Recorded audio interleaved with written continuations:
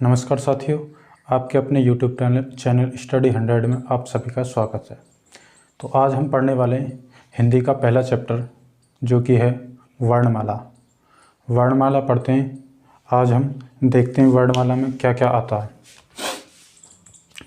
तो वर्णमाला को कहते हैं हम हिंदी में, हम देखा जाएगा तो वर्णमाला का बहुत अच्छा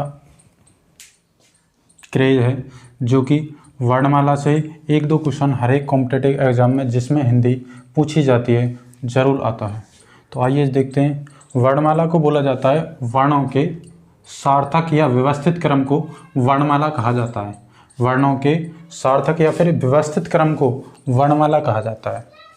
तो इसमें सबसे पहले भाषा की जो सबसे सार्थक इकाई, सार्थक का मतलब होता है कि यदि हम कोई भाषा बोलना चाह रहे हैं तो भाषा की जो सार्थक इकाई होती है वो क्या होती है? वाक्य। क्या होती है? वाक्य। मतलब अगर हमने कोई सेंटेंस बोलना है, मतलब इंग्लिश में से वाक्य को सेंटेंस बोला जाता है। यदि कोई हमें वाक्य बोलना है और वो वाक्य अगर उसका कोई अर्थ ना हो, सार्थक का मतलब उसका अर्थ होना चाहिए। यदि कुछ का अर्थ ही ना हो तो वो वाक्य बेकार है। इसी प्रकार से वाक्य से छोटा होता हमारे पास में क्या होता है? वाक्य से छोटी इकाई होती है उपवाक्य, और उपवाक्य से छोटी इकाई होती है पदबंध, और पदबंध से छोटी इकाई जो होती है हमारे पास में क्या होती है? पद, यानी कि जिसे हम बोला जाता है शब्द। क्या बोला जाता है? शब्द। और पद से जो हमारे पास में छोटी इकाई है वो अक्षर है, और अक्षर से छोटी इकाई हमारे पास में ध्वनि या फिर क्या? वर्ण। इसका मतलब हमारे पास में ये समझ में आई कि सबसे जो छोटी इकाई वो क्या हमारे पास में? वर्ण, या फिर इसे ध्वनि भी बोला जा सकता है, या तो ध्वनि या फिर वर्ण। वर्ण से फिर अक्षर बनता है हमारे पास में। अक्षर से क्या बनता है?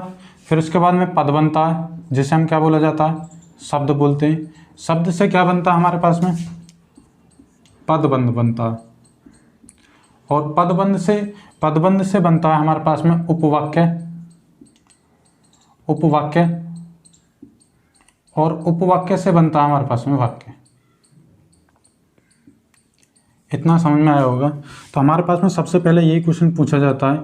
ये क्वेश्चन इंपॉर्टेंट है कि सबसे छोटी इकाई हमारे पास में, सबसे छोटी इकाई या तो ध्वनि ऑप्शन मिलेगा या फिर क्या मिलेगा? ऑप्शन उसमें वर्ण। एक ऑप्शन इसमें से टिक करना है। ज़्यादातर जो ऑप्शन मिलता है हमारे पास में क्या पूछा जाता है? वर्ण। वाक्य की सबसे छोटी इकाई क्या है हमारे पास में, या फिर भाषा की सबसे छोटी इकाई क्या है हमारे पास में? वर्ण होता है। जैसे कि यहाँ पे दिखाया गया वर्ण क्या है? भाषा की सबसे छोटी इकाई को ध्वनि कहते हैं, और इस ध्वनि को ही क्या कहा जाता है? वर्ण कहते हैं। जैसे मैं आपको बोलूँ वर्ण किस प्रकार से, जैसे मैंने यहाँ पे लिखा राम, तो राम को अलग अलग तोड़ा जा सकता है, जैसे कि रे और प्लस के ए, प्लस के इसमें मैं है और प्लस के ए। तो ये हमारे पास में जो राम बना है वो 4 वर्णों से मिलकर बना। कितने वर्णों से? 4 वर्णों से मिलकर बना। और ये 4 वर्ण कौन से हमारे पास में? रे, आधा रे प्लस ए, फिर में, आधा में प्लस के ए। इसका मतलब हमारे पास में जो वर्ण है वो वर्ण क्या हमारे पास में? सबसे छोटा होता है, जिसके हम दोबारा से टुकड़े नहीं कर सकते, वो क्या होता है हमारे पास में? वर्ण कहलाता है।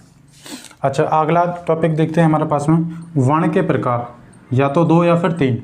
देखो 2 कैसे होते हैं? स्वर और व्यंजन। और तीसरा इसमें जो काउंट किया जाता है वो क्या जाता है हमारे पास में? अयोग्यवाह। क्या होता है? अयोग्यवाह। इतना समझ चुके होंगे आप। या तो ऑप्शन मिलेगा हमसे पूछा जाता है कि वर्ण के कितने प्रकार हैं।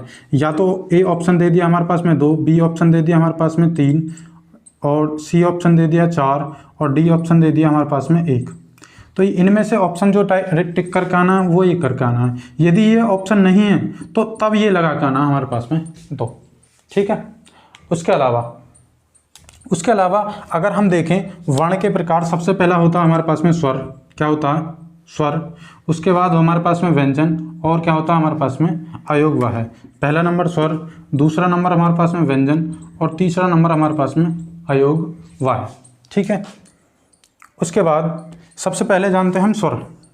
स्वर कितने होते हैं हमारे पास में? 11 होते हैं। 11 कौन कौन से? ए, आ, छोटी, बड़ी, और छोटा ऊ, बड़ा ऊ, ऋषि, और ए, और फिर ऐनक, और उसके बाद में ओ और औरत। ये हमारे पास में स्वर होते हैं कितने? 11। जो कि कितने स्वर हैं यहाँ पे? 11। और 11 जब हमारे पास में स्वर हैं तो ये हमारे पास में हिंदी के स्वर हैं। किसके? हिंदी के स्वर। यदि इसमें से इस ऋषि को हटा दिया जाए, ऋषि को हटा दिया जाए तो ये होते हैं हमारे पास में, जो आपने सुना होगा प्राकृत भाषा, प्राकृत भाषा के। प्राकृत भाषा में स्वरों की संख्या कितनी होती है? 11। और हिंदी में स्वरों की संख्या कितनी होती है हमारे पास में? 11। ठीक है, हिंदी में स्वरों की संख्या कितनी होती है? 11। इसी प्रकार से हम देखते हैं व्यंजन। व्यंजन हमारे पास 4 प्रकार होते हैं व्यंजनों के। सबसे पहला टाइप हमारे पास में स्पर्श व्यंजन। स्पर्श व्यंजन के कैसे लेकर के और मैं तक, जिनकी संख्या कितनी है हमारे पास में? 25, यानी कि 25 स्वर है। उसके बाद दूसरा नंबर हमारे पास में अंतःस्थत व्यंजन। अंतःस्थत व्यंजन होते हैं ये, रे, ले और वे। वो कितने हमारे पास में? 4 होते हैं। उसके बाद ऊष्मीय व्यंजन। ऊष्मीय व्यंजनों की भी संख्या कितनी है यहाँ पे? वो भी 4 है, जो कि से और है। इसका मतलब तीनों स्वर और हमारे पास में है मिलकर क्या बनाते हैं? ऊष्मीय व्यंजन। उसके बाद संयुक्त व्यंजन। संयुक्त व्यंजन कितने होते हैं हमारे पास में? वो भी कितने होते हैं? 4, जिनको छय, त्रय और गैज्ञानी और श्रेय, वो भी कितने हैं? 4। अयोग्यवाह्य स्वर। अयोग्यवाह्य स्वरों की संख्या हमारे पास में कितनी है? वो होती है 2। जिसे हम बोला जाता ये अंकी बिंदी, तो उसे बोलते हैं हम अनुस्वर। और ये दो बिंदी पीछे लगा दें तो जिसे हम बोलते हैं विसर्ग। जैसे कि विसर्ग हम देखें तो ये जो लिखते हैं हम दुख, दुख में जो 2 बिंदी आती हैं ये किसकी आती हैं यहाँ पे? ये विसर्ग की आती हैं। ये किसकी आती हैं यहाँ पे? विसर्ग की आती हैं। तो इतना आज की क्लास में इतना ही रहने देते हैं। नेक्स्ट वीडियो में मिलते हैं आपको इसी